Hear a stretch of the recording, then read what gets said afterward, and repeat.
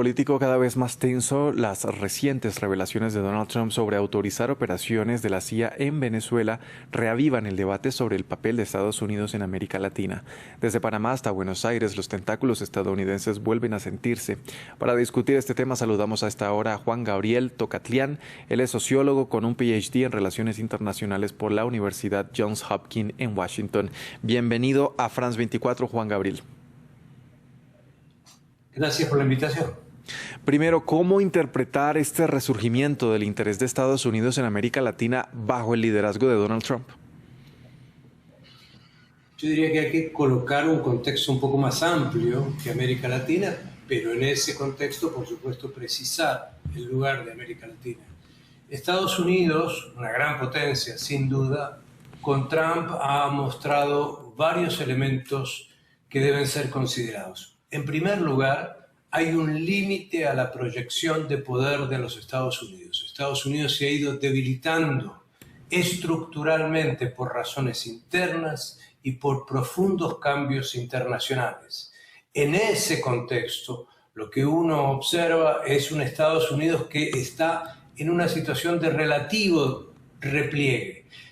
Tiene una tensión mucho menor y una relación muy compleja con Europa. Prácticamente ha abandonado África, tiene un interés estratégico respecto a China en el Indo-Pacífico, pero se ve que hay unos límites también para la proyección de su influencia, su prestigio, su credibilidad en la región. Y por lo tanto, en este marco tan singular de un Estados Unidos que con Trump combina impotencia y prepotencia, América Latina es un lugar clave, es un lugar donde Estados Unidos busca recuperar aquella vieja esfera de influencia que en algún momento histórico, ya hace varias décadas, se llamaba el patio trasero de América Latina. En ese sentido, me parece que hay un elemento, probablemente uno de los más novedosos de la administración Trump, y es esta singular atención en América Latina. Y para ello, lo que hace es combinar elementos mayoritariamente coercitivos, mucho garrote, aranceles, deportaciones masivas, amenazas de uso de la fuerza y escasamente algunas zanahorias. Ese es el Estados Unidos que hoy tenemos y vemos desde América Latina. Bien, ya vamos a entrar a profundizar en estos elementos que usted mencionaba. Esta semana Trump autorizó operaciones de la CIA en Venezuela y esto en medio de su despliegue militar en el Caribe que genera temores sobre una posible intervención allí en este país. ¿Cuál es el papel, recordemos, que ha jugado la CIA en estos países de América Latina? Bueno, nuestro recuerdo histórico es dramático. Cada vez que la CIA intervino en América Latina por alguna razón de seguridad nacional de los Estados Unidos, hubo cambios de régimen. Es decir, el resultado, el corolario de eso era alterar las reglas de la democracia incipiente en su momento en América Latina por colocar gobiernos más afines, más próximos a los Estados Unidos. Ahora lo que estamos viendo en la cuenca del Caribe, con particular énfasis en Venezuela, es algo semejante, pero con unos condicionantes muy distintos. En primer lugar, esto está generando dentro de Estados Unidos fuertes discusiones. Acaba de renunciar el comandante del Comando Sur, Alvin Bosley.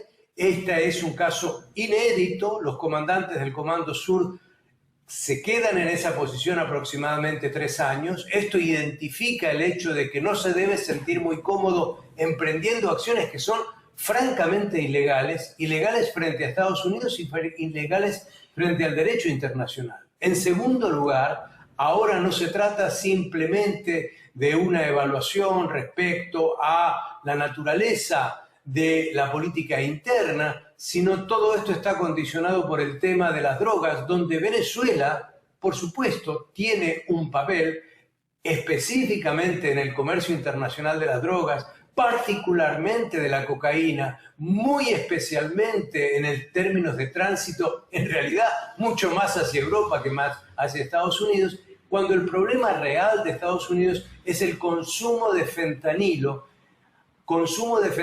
y abuso que lleva a aproximadamente unos 75.000 muertos al año. Es decir, esto tampoco tiene justificación desde el ángulo de los problemas fundamentales que genera el fenómeno de las drogas. Entonces, esto es una especie de abuso de poder, esta es una deuda pendiente del presidente Trump I. Hay que recordar que su secretario de Defensa, Esper, el último que tuvo, escribió un libro de 458 páginas. El país de América Latina que más es nombrado es Venezuela. Y ahí relata la persistente frustración de Trump de no poder derrocar a Maduro. Bueno, ahora para Trump, al menos, esta es la oportunidad. Estamos hablando aquí, Juan Gabriel, de una nueva doctrina Monroe, tal vez adaptada al siglo XXI. Estamos hablando del corolario Trump a la doctrina Monroe. Y en este corolario no hay lo más importante que hay que destacar, a mi modo de ver, lo más evidente, es que Estados Unidos siempre, en distintos momentos históricos, combinó garrotes con zanahoria con América Latina. Ahora, el problema fundamental es que, salvo por el caso argentino, donde el gobierno del presidente Trump está haciendo lo imposible para rescatar al presidente Milei, salvo por ese caso, no hay ninguno en el que Estados Unidos use el poder blando, la persuasión, el incremento de la inversión, el mayor compromiso asistencial. En todo el resto de la región, ya sea Colombia, ya sea Brasil, ya sea México, ya sea Venezuela, la actitud de Estados Unidos es hostil, es prepotente, es agresiva, vía aranceles, insisto, vía deportaciones masivas, y ahora le agrega a eso la amenaza del uso de la fuerza. A propósito de Milei, lo vimos esta semana ahí en la Casa Blanca pidiendo ayuda a Estados Unidos. ¿Qué tan preparados están los gobiernos latinoamericanos para resistir a estas presiones externas y sobre todo defender su soberanía? El caso de Argentina es un caso muy peculiar. Si uno hace una evaluación general de un sinnúmero de encuestas, de encuestadores estadounidenses y latinoamericanas, va a encontrar, y si toma el último medio siglo, no la última semana, sino el último medio siglo, uno de los países más nacionalistas en América Latina ha sido Argentina. Y eso ha evitado en muchos momentos históricos esta prepotencia intervencionista de Estados Unidos. Nos encontramos con una singularidad enorme. En primer lugar, que despliegue este nivel de involucramiento, de presión, incluso de chantaje y hasta humillación, buscando intervenir en el proceso electoral argentino, pero con un matiz importante, y es que por primera vez hay un segmento de la población en Argentina que parece no reaccionar frente a esto. Y por lo tanto creo que Trump cree que puede seguir avanzando, que va a tener alguna influencia, pero su objetivo máximo no es Argentina. Su objetivo máximo es incidir en los procesos electorales claves que vienen en América Latina, que son en octubre, ahora Chile, en abril del próximo año Perú, en mayo del próximo año Colombia y por sobre todas las cosas en octubre del 26 en Brasil.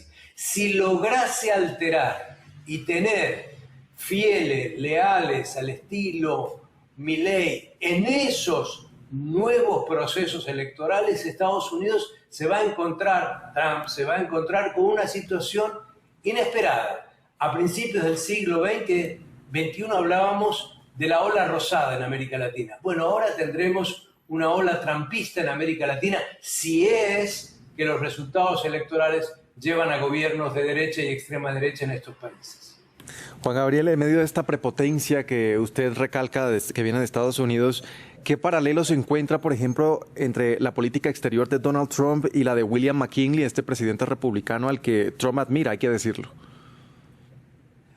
Bueno, la pregunta es muy pertinente porque McKinley tuvo dos peculiaridades. Primero, presidente de finales del siglo XIX, fue probablemente el presidente más proteccionista y que más aranceles impuso a distintos países en aquel momento histórico. Es decir, Trump en ello es casi un espejo. Y por otro lado, McKinley al triunfar en la guerra americano-española, termina quedándose con Puerto Rico, adquiere Hawái, se proyecta en Filipinas e inicia una predisposición de expansión en Panamá.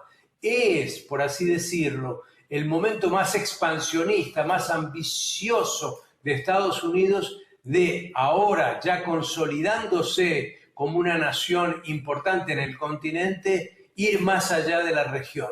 Bueno, Trump probablemente sueña en que él es el segundo McKinley y de ahí su interés en Groenlandia, de ahí en su interés en anexar Canadá, de ahí en su interés de recuperar incluso a la fuerza del Canal de Panamá.